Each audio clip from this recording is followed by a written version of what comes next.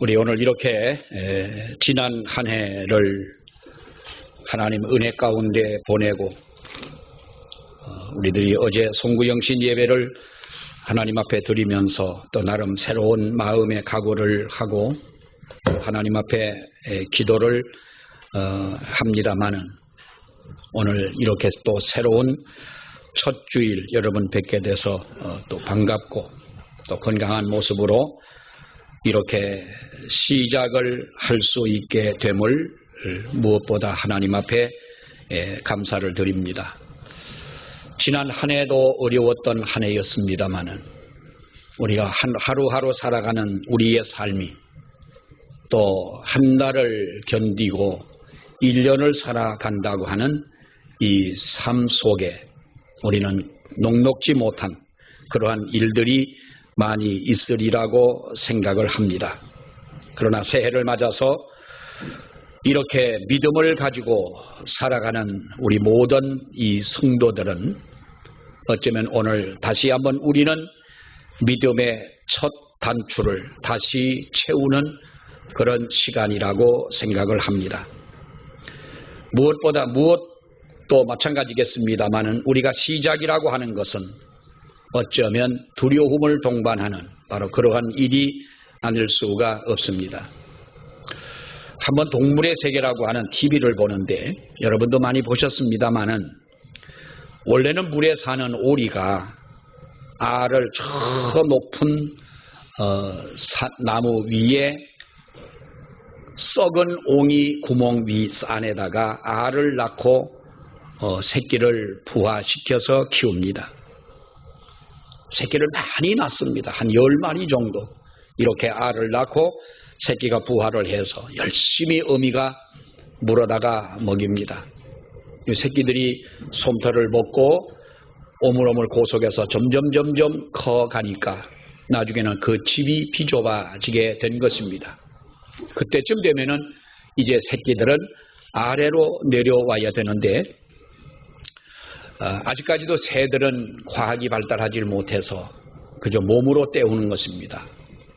거기 그 높은 데에서 뛰어내립니다. 사람으로 말하면 아마도 63빌딩 꼭대기에서 뛰어내리는 것과 마찬가지. 새들은 그렇게 높은 높이로 본다면 그렇게 높은 데서 이 새끼들이 뛰어내립니다. 어미새는 밖에서 새들을 부릅니다. 빨리 뛰어내리라고 그렇게 어미새가 새끼를 향해서 어떤 사인을 보냅니다. 한 놈이 제일 먼저 나와서 아래를 내려다 보니 뛸 용기가 없어지고 어미가 다그치는 소리를 들으면 분명히 뛰어내리기는 해야 되겠고 목숨을 걸고 용감하게 뛰어내립니다.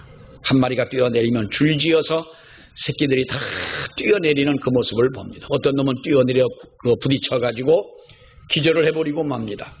조금 있다가 다시 정신을 차리고 어미가 있는 곳으로 아주 그들이 쫓아가서 또 무리로 어미를 따라서 헤엄치며 가는 그 모습을 보면 언제 그랬느냐는 식으로 아주 그 자유로운 평화로운 모습을 볼 수가 있습니다.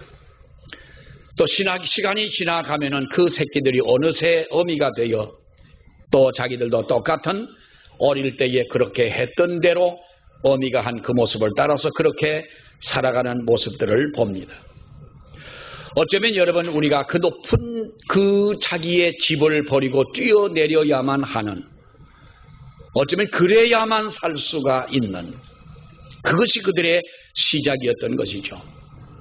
어쩌면 우리가 해마다 겪는 일들이고 해마다 만나는 시간들입니다. 1년이라고 하는 이 시간을 우리들이 보면 1년은 365일입니다. 그리고 교회 와서 예배 드리는 주일은 52주가 됩니다.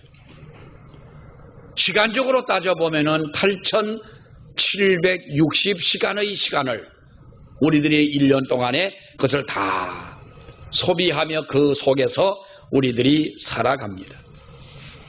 어떻게 보면 8000시간이 넘는 8760여 시간을 우리들이 이렇게 살아간다면 정말로 그 시간이 길게 느껴질지도 모르겠습니다만은 여러분, 지나고 나면 1년이라고 하는 시간이 너무 빨리 가버리는 그런 시간들입니다. 송구영신 예배를 드리고 벌써 우리는 오늘이 2일이긴 합니다만은 여러분, 하루가 지나가고 벌써 하루의 반이 이렇게 지나갔습니다.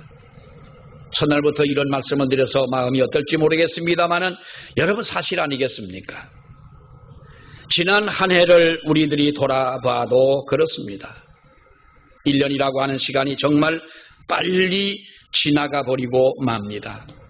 슬픈 일도 있고 즐겁고 기쁜 일도 있었습니다. 힘들고 어려웠던 모든 일들도 다 싣고 이 시간은 이렇게 가버립니다. 어쩌면 후회를 해도 소용이 없고 그 시간들을 다시는 우리에게 돌아와 주지 않는 과거로 여러분 가버리고 만 것 아닙니까? 생각을 해보면 정말 우리는 잘 살아야 되겠다. 돈 많고 행복하게 산다는 것이 아니라 인간답게 정말 우리는 잘 살아야 되겠다. 정말 후회 없는 삶을 우리들이 살아가야 되겠다. 그리고 무엇보다 하나님 앞에 부끄럽지 않은 우리의 삶이 되어야 할 것입니다. 여러분, 우리들이 하나님 앞에만 부끄럽지 않은 삶이 아니라 사람들에게도 부끄럽지 않은 그런 삶을 살아가는 저와 여러분이 되시기를 축원합니다. 시간을 지내고 나보면 우리들이 얼마나 여러분 스스로가 생각할 때에 부끄러운 일들이 많습니까? 내가 왜 그렇게밖에 생각하지 못하고 내가 왜 그렇게밖에 말하지를 못했나? 내 생각이 그렇게 짧았나?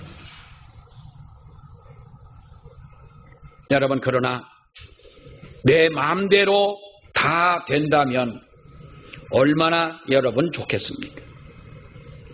세상사 모든 일이 다 내 계획대로 된다면 여러분, 얼마나 우리는 하루하루가 그야말로 행복하다고 말할 수가 있겠지요. 그러나 여러분, 우리는 내 마음대로 되는 일이, 내가 하나님 앞에, 우리 믿는 성도들도 마찬가지 아닙니까? 내가 기도한다고 해서 내가 기도한 대로 하나님이 응답을 해 주시더냐? 많은 넘지 못할 벽에 부딪히는 일들이 여러분 많습니다. 분명히 우리는 하나님 앞에 알아야 할 것은 내 뜻대로 살아가서는 안 된다고 하는 것이죠. 여러분, 그러면서 우리는 어떻게 합니까? 모든 일들을 다 내 계획 속에 꿰어 맞추려고 그렇게 생각을 합니다. 성경에 있는 말씀처럼 내가 농사를 짓겠다, 내가 많은 곡식을 거두어 드리고 창고가 부족하면 큰 창고를 짓고 그곳에 곡식을 가득가득 쌓아두겠다. 뭐 이런 꿈 다 있지 않습니까, 여러분? 내가 올해는 무엇을 하겠다, 얼마의 계획을 가지고 내가 이러한 계획 속에서 살아가야 되겠다. 수입은 얼마나 되었으면 좋겠다. 이렇게 우리는 미련한 사람처럼 이런 계획을 세워봅니다. 성경이 말씀합니다. 큰 창고를 짓고 곡식을 가득가득 채워놓고 그리고 평안히 살고 날마다 잔치하고 날마다 즐겁고 행복하게 살았으면 좋겠다. 그러나 그것은 어디까지나 내 꿈이라고 하는 거예요. 이 꿈에 매여 살면 여러분, 더 이상 우리는 벗어날 수가 없습니다. 이 꿈에 매여 살면 우리는 더욱더 발전이 없습니다. 이 꿈에 매여 살면 여러분 보십시오. 우리 신앙의 성장이 있을 수가 있겠느냐. 오늘 본문에 하나님은 이렇게 우리에게 말씀해 줍니다. 나는 너희의 구속자요 이스라엘의 거룩한 이 여호와라. 나는 여호와 너희의 거룩한 이요 이스라엘의 창조자요 너희의 왕이니라. 바다 가운데 길을 내며 큰 물 가운데에 기름길을 내가 내겠다는 거예요. 사막에 물이 흐르고 목마른 자들이 내게 나와 이 물을 마시며 너희들의 원수를 짓밟고 내가 너희들에게 큰 일을, 새 일을 내가 너희들 가운데 행하여 주겠다. 이제까지 이스라엘 백성들을 가로막았던 이방의 원수들을 다 물리치고 하나님께서 그들을 구원해 주시는 하나님이시다. 너희를 구원하는 이스라엘이다. 그리고 내가 너희들에게 분명히 새 일을 행해 주겠다는 것입니다. 올해도 여러분 우리가 기대를 해봅니다. 하나님께서 우리들에게 올 1년 동안 나에게 새 일을 행하실 때에 하나님이 이루실 그 일이 무엇이냐? 우리가 기대하고 살아가는 거지요. 앞에서 말씀을 드렸습니다마는 새들이 알에서 깨어나서 눈도 뜨지 못하고 감각적으로 어미가 물어다 주는 그 먹이를 생각하며 있습니다. 한 번은 이 아주 미련한 새 한 마리가 집을 한 50cm도 되지 않는 낮은 곳에 집을 하나 지어놨어요. 이렇게 보니까 새끼가 났어요. 들여다보니까 내가 지 애미인 줄 알고 나를 보고 막 입을 벌리고 달라는 거예요. 죽어도 싶지만은 미안하지만 나는 지 애미가 아니기 때문에 먹을 것을 안 줬어요. 어떤 때는 뱀이 와가지고 자기들을 잡아먹으려고 와도 뱀인 줄 모르고 먹이를 달라는 거예요. 뭔지 알지를 못하니까 무엇인가 자기 주변에 날아온 듯한 감각만 느끼게 되면은 먹을 것을 달라는 거지요. 그들이 생각하는지는 모르겠습니다만 이번에는 어미가 무엇을 물어다 줄까? 눈을 감고 기대를 해봅니다. 입을 벌리고 소리를 지릅니다. 나에게 달라는 겁니다. 골고루 어미새는 먹이를 먹입니다. 참 보면은요, 사람보다 사람처럼 어떻게 저렇게 똑똑할까? 손발은 없지만은 물어다가 먹이를 잡아다가 물어다 먹이면서 먹이를 달라고 입을 벌리고 있는 그 새들에게 먹이를 물어다 주는 것입니다. 만족감을 채워줍니다. 그리고 그 어린 새들은 자라면 그 어미새와 똑같은 행동을 하고 있지 않습니까? 그런데 우리는 어쩌면 사람은 그래요. 2살, 3살만 되면 자기가 숟가락을 들고 밥을 먹고 물론 이 성장하는 시기가 늦기는 합니다마는 우리들이 다 사람은 이제 성인이 되어서 부모가 살아왔던 그 삶을 똑같이 여러분 걸어가고 있지 않습니까? 어릴 때는 다 그런 생각을 해봐요. 나는 우리 아버지처럼은 안 살 거야. 저는 그래서 나는 우리 아버지처럼은 살고 싶지 않아. 우리 아버지 성격은 대쪽 같고 뭐 잘못하기만 하면은 용서가 없으신 내가 혹시 나를 주워온 아들이 아닌가? 청다리 밑에 주워왔다고 그러더니 청다리 밑에 우리 강원도는 청다리는 없지만 주워온 아들이 아닌데 왜 우리 아버지는 그럴까? 아버지처럼 살지 말아야지. 그런데 가만히 생각을 해보면 나도 우리 아버지의 그 틀을 벗어나지를 못한다는 거예요. 그 틀을 그렇게 나도 살아가고 있구나. 아버지보다 훌륭한 점이 한 점도 없더라 하는 거죠. 여러분, 하나님 앞에 올해도 우리는 기대를 해봅니다. 하나님이 나에게 새 일을 베풀어 주실 일이 무엇인가?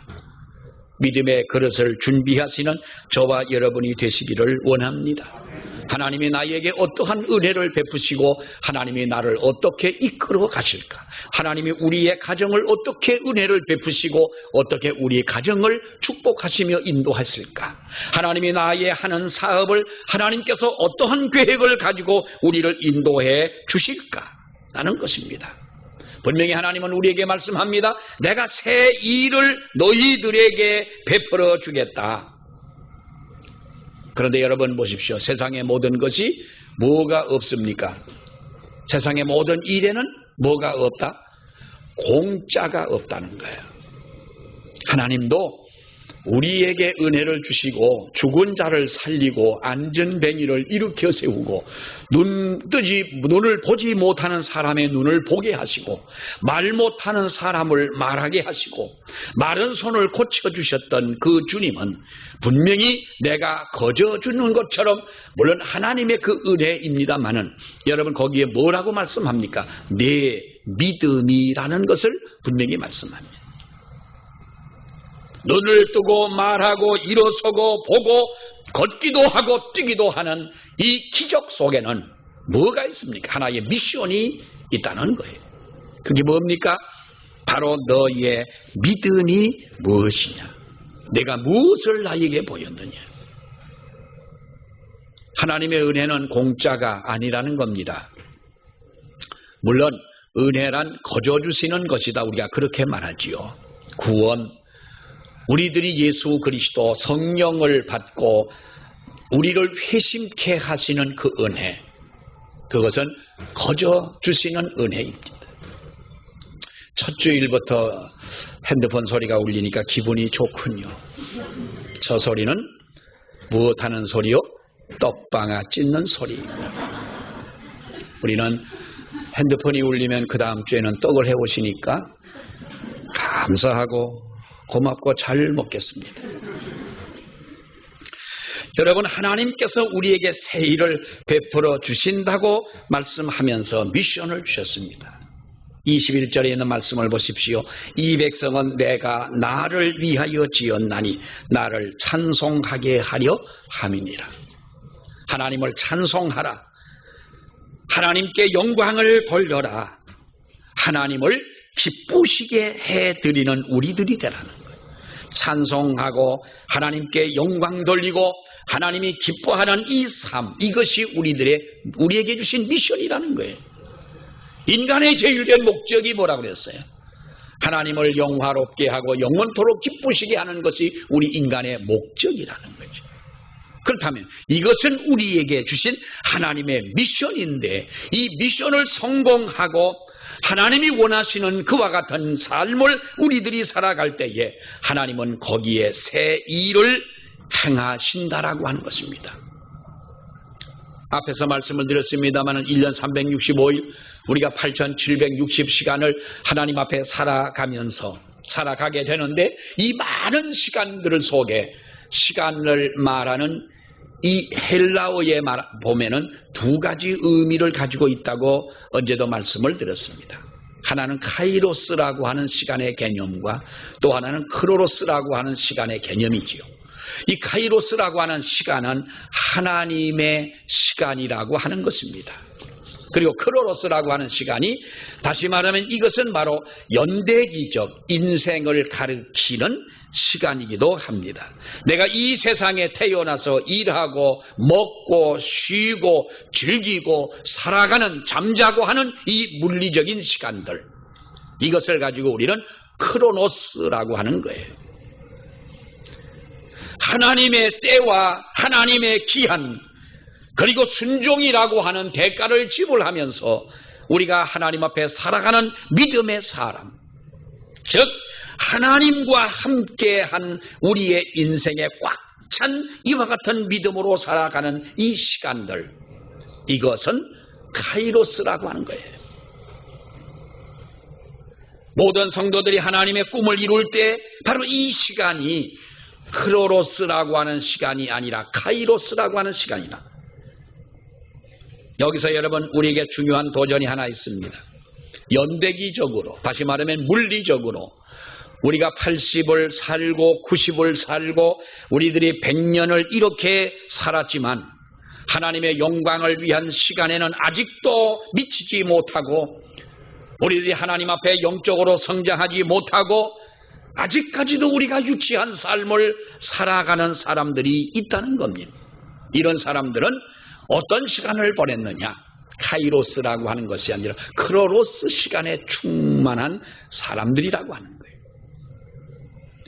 나이가 들어도 자기 고집만 주장을 합니다. 자기만 알아주기를 원합니다. 물리적으로 우리들이 많은 시간을 살아왔지만은 하나님이 원하시는 그런 시간대에는 이르지 못하는 사람들이었다는 거예요. 신앙의 성장이라고는 없다는 겁니다.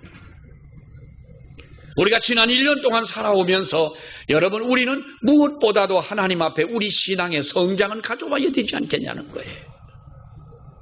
제가 늘 말씀을 드리지만은 씨앗은 여러분 다 작습니다. 어떤 열매는 수박 같은 거는 뭐 이만한 것도 있지만은, 그러나 그것은 또 씨앗을 보면은 아주 작은 씨앗들이 어떻게 그렇게 큰 열매를 맺힐 수가 있을까? 호박씨는 씨 중에는 좀 큰 편에 들기는 하지만은요, 여러분, 호박이 어떤 거는 크게 키우면은 40kg, 50kg짜리 호박도 생길 수가 있는 거예요. 아마란스라고 하는 씨앗은 잘 보이지도 않아요. 근데 그것을 심어 놓으니까 2m, 3m씩 키가 크는 거예요. 난 그것을 씨앗을 얻기 위해서 심는다기보다도 정말 신비로운 거예요. 심어 놓으면. 그래, 카페 주변에 내년에도 아마 이 아마란스가 많이 날 거예요. 미워하지 마시고 뽑아버리지 마시고 밟아버리지 마세요. 얼마나 신기하고 놀랍습니까? 난 그걸 보면서 가끔 그런 생각을 합니다. 겨자씨만한 믿음이 있다 하면, 너희들에게 겨자씨만한 믿음이 있으면 이 산을 들어 바다에 던지오라 하여도 된다고 말씀했는데, 여러분, 산을 들어 바다에 빠뜨린다는 말이 아니잖아요. 그것은 우리가 이 작은 씨 같은 작은 믿음만 있어도 하나님이 원하시는 진정한 믿음, 이것을 우리에게 주신 하나의 미션인 거예요. 내가 이것을 가지고 무엇을 한다면, 신앙적 반응을 보여준다면 하나님은 그것을, 그 믿음을 보시고 하나님이 역사하신다고 하는 것이지요. 우리가 나이가 들어갈수록 우리는 사람은 그 나이에 걸맞게 하나님 나라의 시간의 사명과 꿈이 꽉 찬 그런 인생을 살아갈 수 있어야 된다고 하는 거예요. 좀 우리 믿음이 성숙해지자고요. 뭔가 좀 달라져야 되잖아요. 작년에도 삐지던 길이 올해도 삐지고, 난 제발 좀 그러지 좀 말아요. 교회 일 난 못한다고 그러지 마세요. 하나님이 정말 못하게 하시면 어떡할 거예요? 우리 성도들의 이 말은요, 함부로 하면은 안 돼요. 함부로 하면 안 돼요. 첫날부터 죄송하지만 남의 말 하면 안 돼요. 부정적인 말 해서도 안 되고, 그것이 우리의 신앙의 표현인데, 어쩌면 이것이 우리 말이, 이 입술에 나오는 모든 말들이 우리 고백 아니에요? 내가 여러분들 앞에서 언제 없다는 말 해봤어요? 돈 달라는 말도 안 해봤잖아. 나는 할 수 있으면, 목사라 그런 것이 아니라 나는 부정적 이런 이야기 안 합니다. 왜요? 하나님 믿는다고 하는 사람들 왜 부정적인 사고를 가지고 살아가냐? 내가 왜 나의 시간만을 때우려고 하느냐? 카이로스라고 하는 시간이 있잖아요. 데이비드 브레이너드라고 하는 인디언 선교를 하다가 29살에 세상을 떠난 젊은 선교사가 있습니다. 이 브레이너드라고 하는 이 사람은 21살에 예수님을 만나서 회심을 합니다. 그리고 8년 동안 그는 열심히 선교를 합니다. 선교를 한 것은 4년여밖에는 되지를 않습니다. 선교사 생활은 4년, 그리고 신앙생활 4년, 21살의 어린 나이에 주님을 만나 회심을 하고 이렇게 4년밖에 선교사로 살지를 못했는데, 어떻게 이 사람이 그런 모든 선교사들이나 믿는 사람들에게 귀감이 되었을까? 인디언 선교를 하다가 그런 순교를 합니다. 그런데 그의 장인이 누구냐 하면은 조나단 에드워드라고 하는 사람입니다. 여러분, 우리는 에드워드라고 하는, 조나단 에드워드는 유명한 분 아닙니까? 미국의 대각성 운동을 일으키신 분이고, 정말로 이 에드워드라고 하는 분은 대단한, 여러분, 한 세대를 정말로 아주 이 복음을 전하는 데에 미국에서 놀랍게 역사한 바로 그 장본인인데, 이 사위가 되지요. 사위는 장인의 마음속에 정말 큰 충격을 주고 떠났습니다. 딸과 함께 선교를 떠나는 그 사위였지요. 그에게 이 에드워드는 이렇게 말합니다. 먼 곳으로 떠나는 내가 죽을 수도 있다. 위험한 병을 얻을 수도 있고, 너의 위험이 내게 들리기 전에 이미 내가 무덤에 들어가 있을 수도 있다.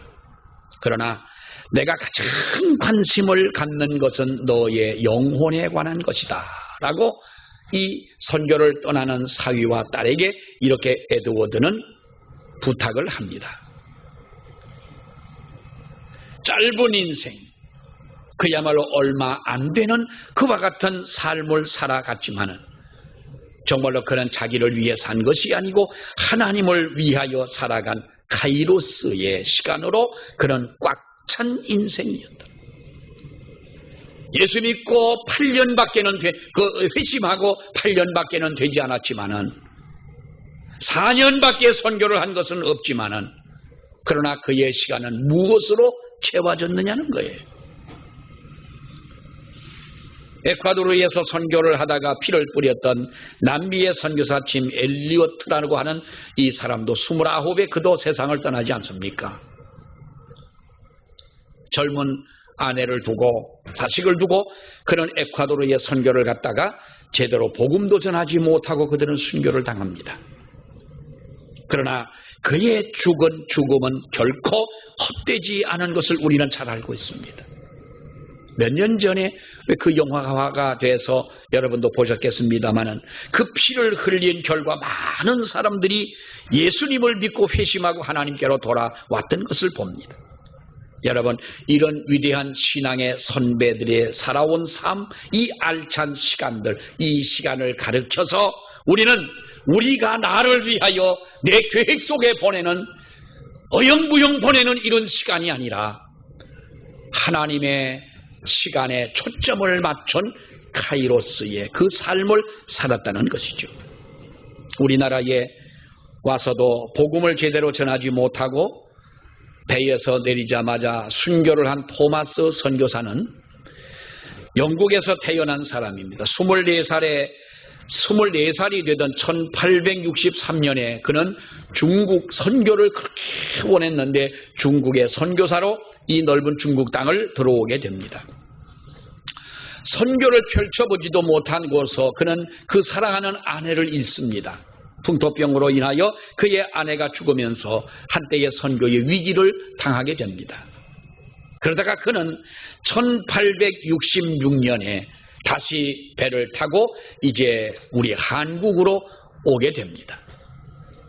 대동강 변으로 들어올 때에 이 배가 좌초가 되고 마니까 그 당시만 하더라도 이 군관들이 외부에서 들어오는 서양 사람들이라고 하면 다 죽였습니다.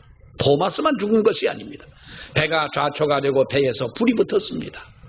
다른 사람들은 배에서 뛰어내렸지만 어떤 젊은 한 사람은 무슨 책을 밖으로 던지는 것입니다. 그리고 책을 들고 나오다가 그도 역시 순교를 당하고 죽음을 당하고 말았습니다. 그때 죽으면서 입가에 웃음을 잃지 않고 자기를 죽이는 여러분 박충권이라는 사람에게 이 성경을 넘겨줬다고 그러지 않습니까? 그랬는데 그 재미있는 얘기가 있습니다. 이 박충권이라고 하는 사람이 토마스 선교사에게 성경책을 받고 나서 그가 회심을 하고 그가 예수 믿는 사람이 되었습니다. 이 토마스 선교사가 전해준 이 성경을 받아든 또 박영식이라는 사람이 있는데요. 이 사람은 성경을 뭔지도 모르고 집에 가지고 가서 종이니까, 종이로 된 책이니까 그 당시 우리나라에 종이도 흔치 않습니다. 그러니까 찢어가지고 한 장 한 장 찢어서 벽에다가 붙였습니다. 그때 한문 성경인데 이 도배를 한 겁니다. 그야말로 앉아도 성경이요, 일어서도 성경인 거예요. 잠잘 때도 성경이 보이고 밥을 먹어도 이 온통 그 성경 구절, 성경책이니까 나중에는 그 성경을 읽다가 이 사람도 감동을 받고 예수쟁이가 됐다는 거예요. 27살밖에 되지 않은 토마스 선교사는 대동강변에서 하나님의 복음을 제대로 전하지 못하고 그런 순교를 당하고 맙니다. 그러나 그 짧은 인생을 살다간 그들이었지만은 그 시간이야말로 하나님이 기뻐하는 그 삶이 아니었느냐. 올해는 우리들도 이 하나님의 시간으로 가득 차는 그런 삶이 되기를 원합니다. 이런 시간들 속에서 하나님은 새 일을 이루어 주실 줄로 믿습니다. 성경을 보면 말합니다. 하나님께서 행하실 새 일에 관한 예언이 보라라고 하는 감탄사로 여러 번 시작을 합니다. 이것은 중차대한 내용이 이루어질 것을 암시하며 주의를 집중시키는 말씀이죠. 보라라고 하는 말이에요. 군대 가서 연병장에 모든 장병들이 서 있습니다. 조금 있으면 뒤에 이제 사단장님이 나오십니다. 사단장님이 나와서 훈시를 할 텐데 이 장병들이 이렇게 여러분처럼 흐트러진 모습을 가지고 있으면 안 됩니다. 앞에서 이렇게 보면은 참 앉는 것도 특색 있게 앉으셨다. 특징 있게 앉으셨다. 어떻게 줄이 이렇게 그렇게 꼬불꼬불 가셨을까? 어떤 교회를 가보니까요, 그 교회 목사님은 아마 군 출신 목사님 같아요. 줄이 똑바로 맞았어요. 이렇게 모았고 옆으로도 보니까 옆으로도 맞는 거예요. 군대를 가면은요, 앞줄만 맞는 게 아닙니다. 옆줄도 맞고 앞줄, 앞줄 다 맞다 보면 대각선으로 봐도 줄이 똑바로 있네요. 다음 주는 저는 기대하겠습니다. 가운데 줄도 앞으로 한 줄 더 나오실 줄로 믿겠습니다. 그리고 가깝다고 가까이 가지 마시고 이렇게 좀 해주면 참 멋지겠습니다. 뒤에 사단장님이 나오십니다. 그때 여러분 뒤돌아보시는 거 봐. 다시 한번 뒤에 사단장님이 나오십니다.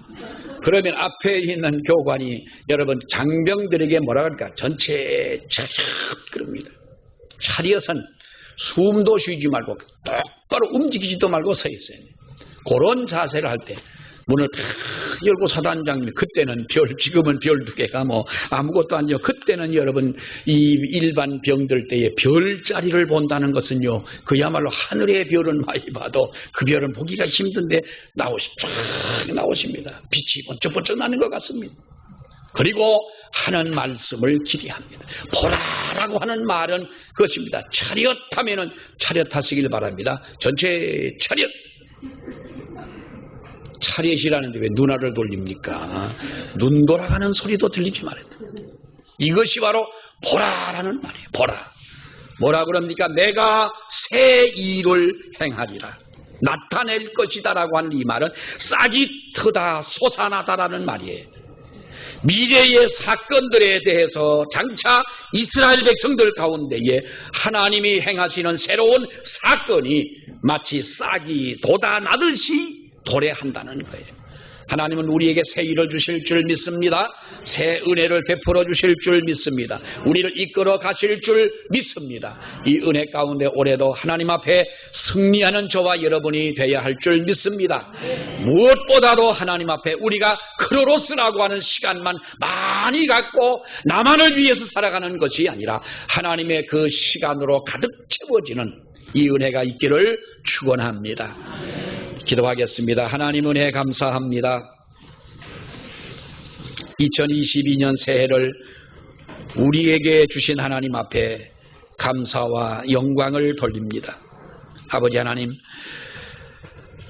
누군가의 말과 같이 오늘이라고 하는 시간은 어제 죽은 그 사람이 그토록 살고 싶어 하던 시간이다라고 하는 말과 같이 지난해에도 코로나로 인하여 또 다른 질병으로 인하여 하나님이여 많은 사람들이 세상을 떠나고 죽음을 당한 것을 저희들이 봅니다.